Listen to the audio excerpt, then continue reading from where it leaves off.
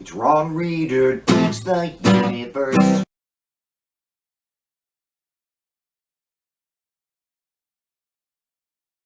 I'm Ron Reader, and this is Ron Reader Digs the Universe, and tonight, cussing.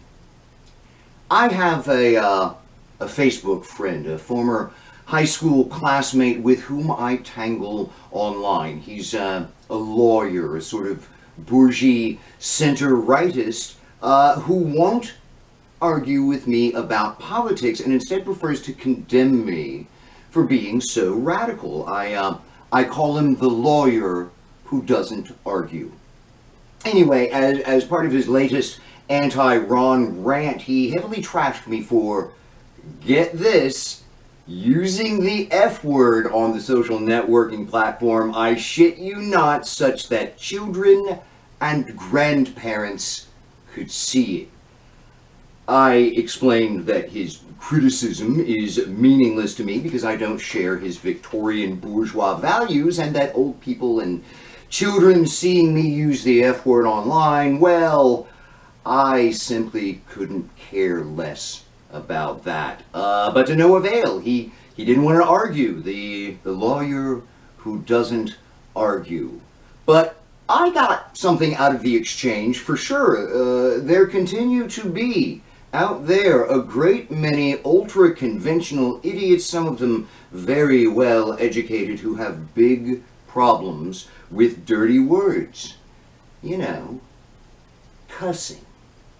So it's probably not a bad idea for me to address this notion here. Decades ago, in a linguistics class I audited, I learned that words have an entirely arbitrary relationship with the ideas they represent. So unless it's onomatopoeia, there is nothing innate about the word itself having anything to do with what it means. Words have meaning only through cultural consensus, and in this sense, it's technically true that a word is just a word.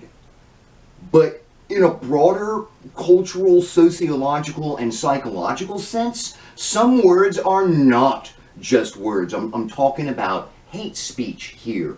These are words that toxify the cultural atmosphere, literally contributing to oppression.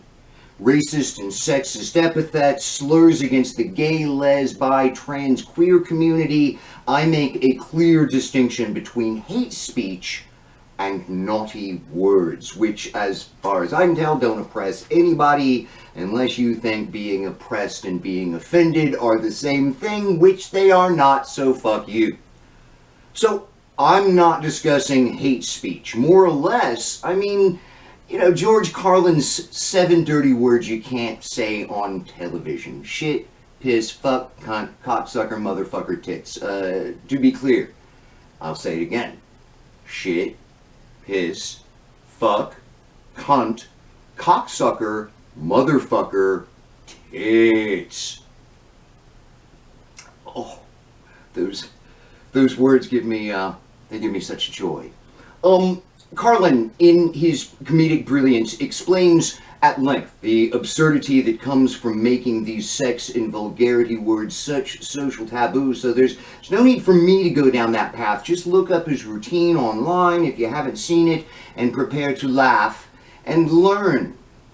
Suffice it to say that I love dirty words, and I use them at will on this show and just in my life. It's who I am, how I think and talk. Censoring myself would make me less authentic, less real, and I want to be as honest as I can be on this show with you, my viewers, and that means using a lot of filthy language. For that matter, as observed to me many years ago by my voice teacher in the drama department at the University of Texas, Marion Hampton, dirty words are, for artists, like all other words, simply tools of the trade, like paint and paintbrushes and canvases, or pianos and drums. They're earthy words, visceral words, the only words that can accurately describe certain emotional states artists have to be able to use dirty words. Otherwise, they put themselves at a great expressive disadvantage, and this will not be tolerated. But it can't be a free-for-all for artists either. Good artists, they know what they're doing when they use cuss words. They understand that there will always be a portion of the audience that hates cussing and will take that into account for overall artistic purposes. The words, as well as people's reactions to them, are all part of a unified whole. So cuss and own it. But can't you just do your art and not use any cuss words? I hear you thinking. No. And you go fuck yourself, you elitist, bourgeois, cocksucking piece of shit. Really though, I should cut the virtuous language people some slack. A little slack, because they give dirty words their power.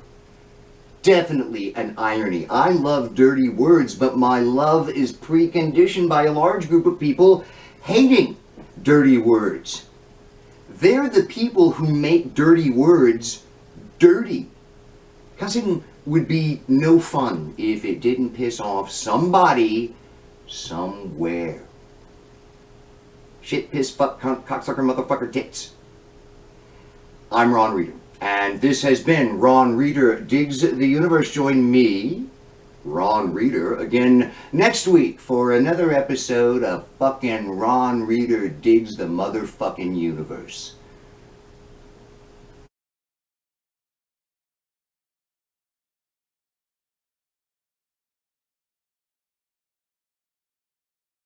To be clear, I'll say it again. Shit, piss, fuck, cunt, cocksucker, motherfucker, tits.